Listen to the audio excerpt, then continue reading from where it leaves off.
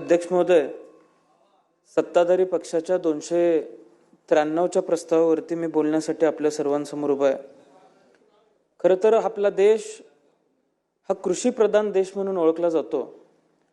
कृषी क्षेत्रावरती, कृषी उत्पन्नावरती अधिकची लोकसंख्या ही अवलंबून आहे आणि या दृष्टिकोनातून ज्यावेळेस या शेतीप्रधान देशावरती अडचणी निर्माण झालेल्या आहेत, शेती संदर्भात अडचणी निर्माण झालेल्या आहेत, धोरणांच्या संदर्भात ज्यावेळेस अडचणी निर्माण झालेल्या आहेत, खरं तर अलीकडच्या काळात केंद्र शासन असेल किंवा राज्य शासन असेल, गेल्या अनेक वर्षांच्या काळामध्ये आपण यशवंतराव चव्हाण साहेब, पंजाबराव देशमुख साहेब, वसंतराव नाईक साहेब, वसंतराव दादा पाटील साहेब दादांच्या माध्यमातून शेती क्षेत्रासाठी त्या काळामध्ये झालेलं काम बघितलं तर त्या काळामध्ये त्या काळाला पुरतील अशी धोरणं त्यांनी आखण्याचं काम केलं।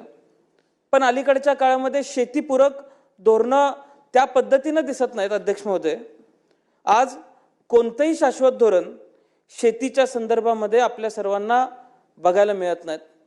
अनंत अडचणींना सामोरं जावं लागतंय। म्हणजे बियाण्याचं पेरणं पोतं विकत घेतल्यापासून पार आल्यानंतर बाजारात विकून हातात पैसे मिळेपर्यंत कुठल्याही पद्धतीचं धोरण, शाश्वत धोरण शासनाच्या माध्यमातून त्या ठिकाणी दिलं जात नाही आणि त्यामुळे शेती करायची का नाही, आज हा बहुसंख्य महाराष्ट्रासमोर प्रश्न निर्माण झालेला आहे, बहुसंख्य लोकसंख्येसमोर प्रश्न निर्माण झालेला आहे। खरं तर आपण बघतोय आज गावगाड्यामध्ये एखाद्या ठिकाणी बसलं तर लोक सहज बोलतात की शेतकऱ्याला अलीकडच्या काळामध्ये लग्न सुद्धा होत नाहीत शेतकऱ्याची।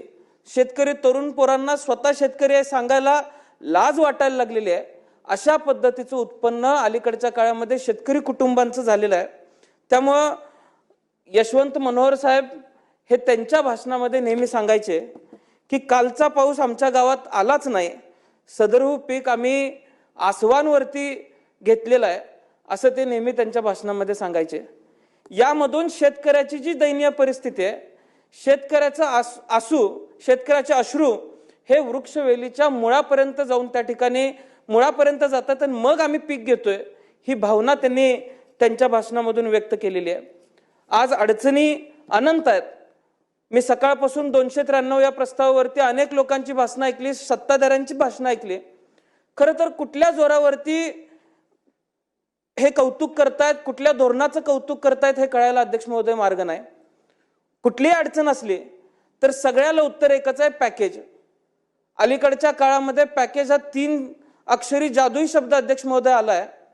बारकं बोलायला कुणाला सवड नाही अध्यक्ष महोदय। पॅकेज कितीचं आहे तर 31,000 कोटींचं पॅकेज आहे। मगाशी कोणतरी बोलत असताना म्हणलं की हे 31,000 कोटींचं पॅकेज 40,000 कोटींवर जाईल।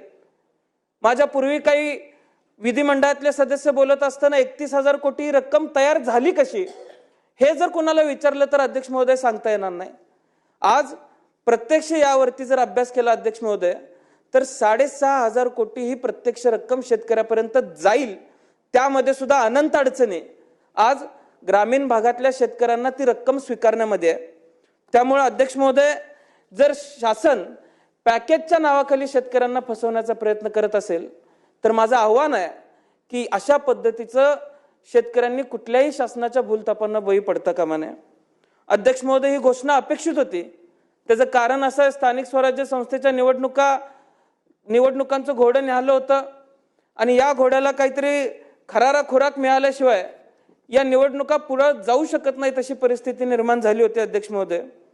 पण हे पॅकेज डिक्लेअर केल्यानंतर अध्यक्ष महोदय, सत्ताधारी पक्षाचे काही मंत्री असतील, मी दिलगिरी व्यक्त करतो, पण पेपरात आलेली ही कात्रणं आहेत की लोकांना कर्जमाफीचा नाद लागलाय असं शासनातल्या एका मंत्र्यांनी सांगितलं। दुसऱ्या मंत्र्यांनी सांगितलं सोसायटी काढायची, माफ करा म्हणून आंदोलनं करायची, कर्जमाफी करून घ्यायची आणि परत कर्ज काढायचं। अध्यक्ष महोदय, आपण मंत्रीपदाची शपथ घेतली म्हणून गोरगरीब माणसाची चेष्टा करायचा अधिकार आपल्याला मिळतो, असं मंत्रीपद मिळालं म्हणून कुठल्याही घटनेत लिहिलेलं आहे असं अध्यक्ष महोदय मला वाटत नाही। त्यामुळे माझी विनंती असणार आहे की कोण कुठल्याही पदावरती बसलेला असला तर या राज्यातल्या कष्टकरी शेतकऱ्यांचा अपमान करायचा अधिकार त्यांना नाही आणि या राज्यातला बहुसंख्य कष्टकरी हा अपमान सहन सुद्धा करणार नाही अध्यक्ष महोदय। अलीकडच्या काळामध्ये शासनाच्या अखत्यारीत असलेल्या अनेक धोरणांचं त्या ठिकाणी पुन्हा अभ्यास केला पाहिजे। दर्जेदार बियाणे मिळालं पाहिजे, खतांचे दर कमी झाले पाहिजेत, प्रशासकीय मदत मिळत नाही ती मिळाली पाहिजे। वातावरण बघण्यासाठीचे जे यंत्र अध्यक्ष महोदय मागच्या अधिवेशनामध्ये राज्य शासनाने GR काढला, मी सहज कृषी आयुक्तालयात मंत्री महोदय बैठक लावली, तर तिथं मी ज्यावेळेस काही लोक अधिकाऱ्यांसमोर बसलो की हे यंत्र कुठं लावण्यात यावं, तर त्या संदर्भातलं सुद्धा स्पष्ट धोरण राज्य शासनासमोर किंवा अधिकाऱ्यांसमोर सुद्धा नव्हतं। यंत्र बसवायचंच आहे म्हणून जर बसवलं तर त्याचा शेतकऱ्याला काय फायदा आहे?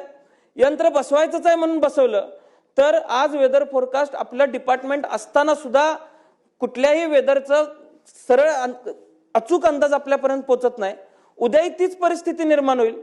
त्यामुळे कुठलेही धोरण फक्त राबवायचं आहे म्हणून न राबवता आपण चांगल्या पद्धतीनं लोकांना फायदा होईल अशा पद्धतीनं राबवलं पाहिजे। गेल्या वर्षभरात अतिवृष्टी झाली अध्यक्ष महोदय, पण वेदर फोरकास्ट असेल हे खातं आज शेतकऱ्यांना किंवा राज्यातल्या लोकसंख्येला योग्य पद्धतीनं मार्गदर्शन करू शकलं नाही, म्हणून शेतीचं नुकसान झालेलं आहे असा माझा ठाम आरोप आहे अध्यक्ष महोदय। आज जर आपण परिस्थिती बघितली तर राज्यात कांदा, द्राक्ष, सोयाबीन, तूर, कापूस, भाताची परिस्थिती तशीच आहे। सहज उदाहरण सांगायचं झालं तर माझ्या तासगाव कवठेमंकाळ मतदारसंघात गेल्या 2 वर्षामध्ये 10,000 एकर द्राक्षे कमी झालेले आहेत। कांदा पूर्ण राज्यात 40,000 हेक्टर नुकसान झालेलं आहे। केळीची भाताची परिस्थिती तीच आहे आणि या उलट आम्ही मागणी केली 50,000 रुपये पर हेक्टर मदत मिळावी। मगाशी अनेक सदस्य बोलत होते, प्रत्येक मतदारसंघाला मिळालेला आकडा बघितला किंवा प्रत्येक जिल्ह्याला आकडा मिळालेला बघितला, तालुक्याला बघितला आणि त्या तालुक्याची लाभार्थ्यांची संख्या जर अध्यक्ष महोदय आपण बघितली तर प्रत्येक शेतकऱ्याला सरासरी 13,000 ते 15,000 रुपये अध्यक्ष महोदय जातात। आता ही मदत मिळालेली किती थोडकी आहे हे मी उदाहरणासहित आपल्याला सांगू इच्छितो, कारण द्राक्ष बागांचा एकरी खर्च हा साधारण 2-2.5 लाख रुपये येतो आणि सोयाबीनची बॅग ही 3,000 रुपयाला येते। यामध्ये अध्यक्ष महोदय जर आपण शासनाकडून मिळालेल्या मदतीचा विचार केला तर ही मदत किती थोडकी आहे आणि मग आपण वास्तव लक्षात घेऊन पॅकेजचा गवगवा करायला पाहिजे असं अध्यक्ष महोदय मला वाटतंय। या सगळ्याबरोबर कोकणातला मच्छीमार सुद्धा प्रचंड अडचणीत आलेला आहे। मासाळी त्या ठिकाणी नदीच्या किनारी असेल किंवा समुद्राच्या किनाऱ्यावर असेल ही सुकलेली आहे, वास सुटलेला आहे आणि 40,000 महिला ज्या रोजगार ज्यांना या क्षेत्रामुळे मिळतो त्या आज बेरोजगार झालेल्या आहेत, लोकांचं आर्थिक नुकसान झालेलं आहे। त्यामुळे जाहिरातबाजीमध्ये न अडकता राज्य शासनानं शेतकऱ्यांना केंद्रबिंदू म्हणून काम करावं। अध्यक्ष महोदय, मला एका गोष्टीची खंत आहे की पहिला यादी आली त्यामध्ये नुकसानग्रस्त असतील किंवा अतिवृष्टीग्रस्त असतील 253 तालुके आले, त्याच्यानंतर 200 सुधारित यादी आली त्याच्यामध्ये 282 तालुके आले, त्याच्यामध्ये रायगड असेल, अमरावती असेल, जळगाव असेल। आता हे जिल्हे काही पुढाऱ्यांचे जिल्हे आहेत म्हणून इथं तालुके समाविष्ट केले गेले का? माझ्या जिल्ह्यामध्ये तासगाव, कवठेमंकाळ, जत असेल किंवा मिरज असेल 13 मे पासून आमच्याकडे अध्यक्ष महोदय पाऊस चालू आहे, पिकांचं नुकसान आहे। नुकसान आमचं तेवढंच झालेलं आहे। राज्यातली परिस्थिती आणि आमच्याकडची परिस्थिती फार वेगळी आहे किंवा शेतकऱ्याची परिस्थिती आहे फार वेगळी आहे असं काही परिस्थिती नाही, पण तरी सुद्धा फक्त राजकारणाच्या हेतू परस्पर आमचे तालुके वगळले गेले का हा सवाल माझा राज्य शासनाला अध्यक्ष महोदय आहे। त्यामुळे कुठल्याही पद्धतीनं पुतना मावशीची वागणूक ही माझ्या तालुक्याला, मतदारसंघाला, माझ्या जिल्ह्याला मिळाली नाही पाहिजे ही एकमेव भावना अध्यक्ष महोदय माझी आहे। आज राज्यामध्ये आत्महत्यांची संख्या वाढतेय। जानेवारी ते ऑगस्ट पर्यंत साधारण 1100 शेतकऱ्यांनी आत्महत्या केलेली आहे। देशाचा सरासरी आकडा काढला तर 38.5% आत्महत्या 2023 पासून फक्त आपल्या इथं झालेल्या आहेत। अध्यक्ष महोदय, दूरगामी धोरणांचा विचार करून राज्य शासनानं काम केलं पाहिजे। आज वन्य प्राण्यांचे सर्पदंश अशा अनेक अडचणी आहेत।